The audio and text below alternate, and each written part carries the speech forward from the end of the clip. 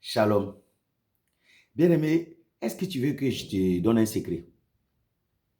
Si tu veux savoir sur cette terre-là, si tu es dans la vérité, il y a une situation qui se passe, tu veux savoir si tu es dans la vérité. Si tu veux savoir, je vais te donner un secret. Si tu veux savoir également si tu as une grande destinée, je vais te donner encore le même secret. Tu sais, c'est simple, hein? C'est simple.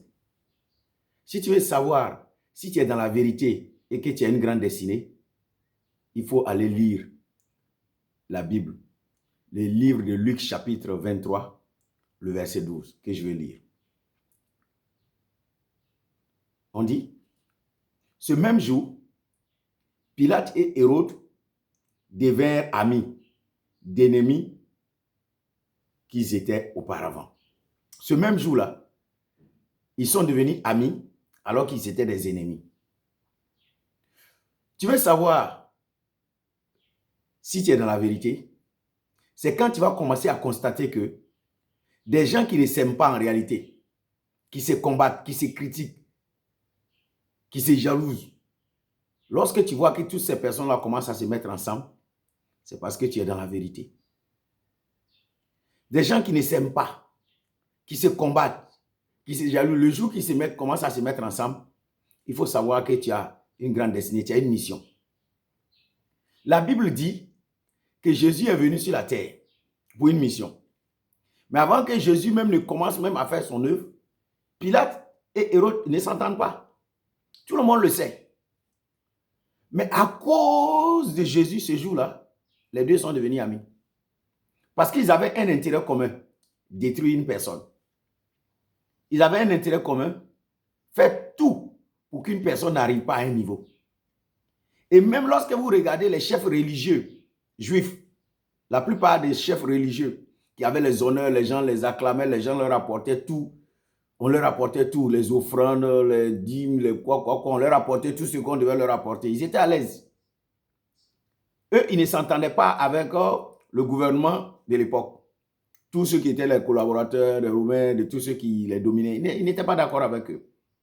Mais à cause de Jésus, ce jour-là, ils étaient d'accord. Tout le monde était d'accord contre Jésus.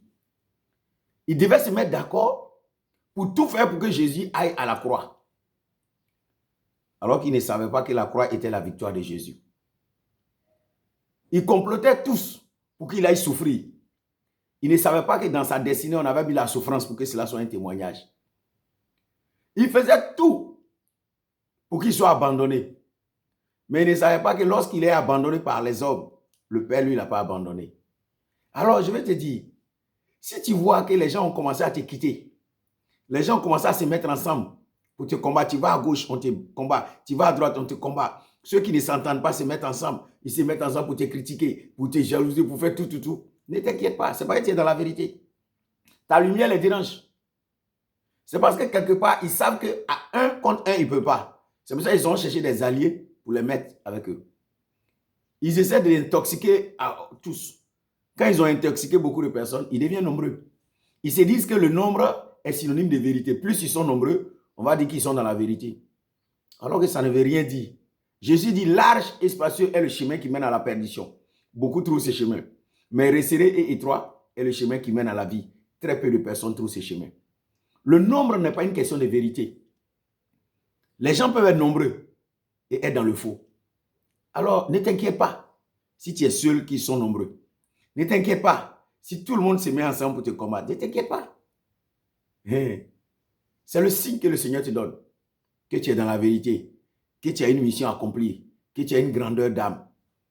Que tu n'es pas comme eux. Ne cherche pas de soutien humain. Laisse Dieu continuer la mission en toi. À la fin, ceux qui se combattent là, ils vont finir entre eux. Quand ils finiront de t'attaquer à toi là, leur vraie nature va sortir. Ils vont commencer à s'attaquer entre eux. Ils vont commencer à se mélanger entre eux. Quand ils vont finir là, en ce moment, tu ne seras plus là.